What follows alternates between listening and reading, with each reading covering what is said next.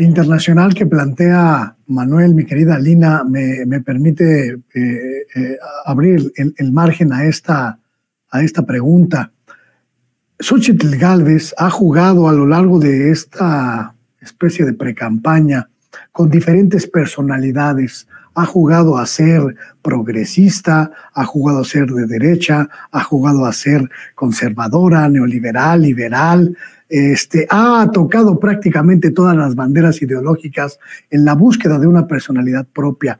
Y una de esas personalidades es la estridente, la jocosa. Se pone máscaras de luchadora, se pone a contar chistes, se pone a bailar la danza de los viejitos en su intento de crear una especie de presencia pública que vaya mucho más allá de su carencia de ideas. Y me recuerda mucho en ciertos momentos a Javier Milei. Podríamos observar en Xóchitl Gálvez en los próximos meses, y habida cuenta de esta debacle evidente de su movimiento, de su campaña, una especie de radicalización delirante de esta mujer. La podríamos ver con motosierras en la mano y haciendo este tipo de desfiguros para tratar de jalar a ese sector duro de la derecha y la ultraderecha que se le niegan rotundamente. Mira, estos personajes en América Latina, Luis Guillermo, querido Manuel, no surgen solamente en lo individual, es decir, no son personajes que son solamente rockstars de la noche a la mañana, sino que hay todo un aparato mediático, jurídico, económico también, en situaciones específicas en las cuales permite el crecimiento de personajes como Javier Milei, como Donald Trump, como Nayib Bukele, como José Antonio Kast en Chile, y además de todos los que acabo de mencionar, la inmensa mayoría estuvo hace un año aquí en la cumbre de CIPAC, esta conferencia de acción política conservadora, y que no es casualidad, ¿no? No es casualidad porque vinieron a sembrarnos esa semillita que se llama ahora Eduardo Verástegui, que fue un personaje que acompañó el Mexicanos for Trump, que eso también es parte de esa pedagogía revolucionaria que necesitamos hacer, porque pareciera inverosímil que haya compañeros, compañeras que están a la izquierda en el obradorismo en Estados Unidos, pero que sean trumpistas, ¿no? Es decir, cómo hemos llegado a una situación donde creemos que el supremacismo, donde creemos que la persecución de musulmanes, la persecución de los propios mexicanos y mexicanas, podemos ser partícipes de ello, ¿no? Es decir, tenemos que seguir haciendo conciencia del rol de las y los mexicanos en Estados Unidos, que son capaces de decir no solo el futuro de Estados Unidos, sino también de México. Tenemos que seguir haciendo esa conciencia de qué implica el establishment, que a veces nos venden que los demócratas son buenos o son malos, los republicanos son buenos o son malos, pero lamentablemente ese establishment tiene dos pies, que son los demócratas y los republicanos.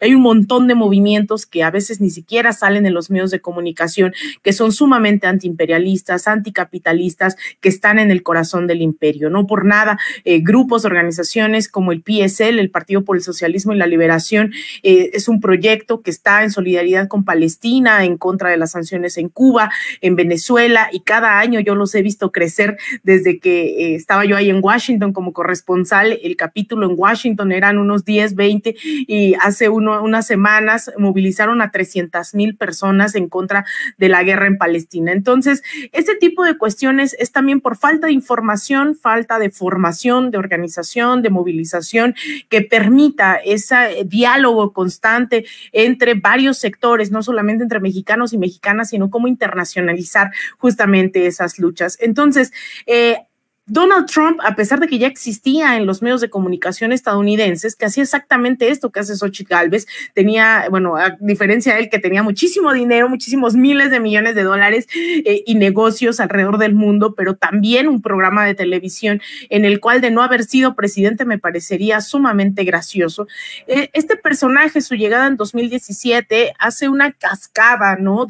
Digamos, amplía el horizonte de las ultraderechas a nivel internacional, y va directamente y públicamente, nada de que es conspiración y mucho menos, eso hace que apoye directamente a Jair Bolsonaro, apoya también a la derecha, a la ultraderecha, en este caso a Javier Milei, que vimos hace unos días. Donald Trump manda un mensaje felicitando a Milei justamente, ¿no?, por su victoria. Vemos cómo apoya a varios sectores, incluso aquí, pues cuando fue la cumbre de CIPAC en Santa Fe el año pasado, también manda un mensaje apoyando y agradeciendo a Eduardo Verástegui. Entonces, todo esto para decir que estos personajes responden a momentos muy específicos en los cuales se vive cada uno de los en los países, vaya. En el caso Argentina directamente tiene que ver con el endeudamiento que además no produce el kirchnerismo, lo produce el propio Mauricio Macri, aceptando un crédito que es el más grande en la historia del Fondo Monetario Internacional, que fue dado de forma ilegal, sabiendo también que era imposible que Argentina pagara un crédito de estas dimensiones. Aún así lo acepta, y conforme entra el dinero, ¿no?, sale rotando, ¿no? Por eso es que la consigna en Argentina era que la paguen los que la fugaron, ¿no? Que paguen la deuda quienes fugaron y no el pueblo argentino.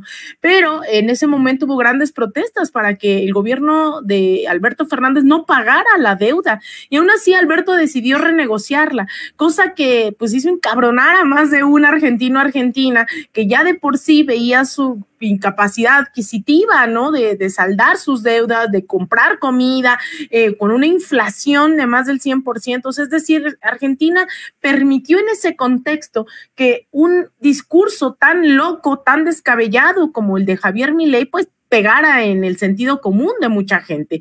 Un personaje siniestro que pues definitivamente no digamos, no tiene sentido para quienes estamos de este lado del planeta, de cómo van a votar por un personaje que habla con su perro muerto a través de una medium, que mandó a clonar a su perro, que empieza a soltar groserías en contra de los zurdos de mierda, ¿no? O sea, ese tipo de cosas uno dice, ¿cómo es posible? Pero resulta que hay gente aquí que cree que Xochitl es capaz de gobernar este país. Hay gente aquí que cree que es capaz, que Eduardo Verástegui es capaz de gobernar México. Hay gente aquí que sigue añorando a Felipe Calderón después de la masacre en la que nos metió en este país. Es decir, estos personajes tienen el poder que tienen porque hay gente que está convencida de que ellos pueden representar un proyecto de nación.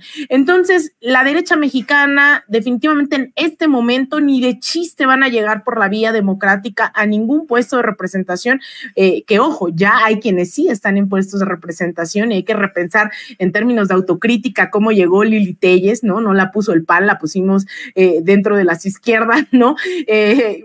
¿Quién es Gabriel Cuadri? También es un personaje que ya ocupa un escaño. ¿Quién es América Rangel, diputada de la Ciudad de México, que es completamente una fascista, que ya ocupa un escaño? Es decir, ya se han colado personajes así, y es esa gente que vota por ellos la que hay que seguir tratando de informarla, tratar de disputar ese sentido común, porque entonces en un momento de crisis, así sea mínima, florecen estos personajes. Entonces, aprovecho para hacer el comercial. Justo a las 2 de la tarde tenemos un programa con Azul Alzaga en nuestro canal en De Raíz Media, que es una colaboración con Canal Red, que es el programa, el espacio que creó Pablo Iglesias para hablar justamente de la derecha mexicana reflejándose en Milei, ahí en De Raíz-Media. Ojalá cuando acabe esta transmisión puedan ir ahí a De Raíz Media a revisar también este programa que ya en breve también se va a transmitir.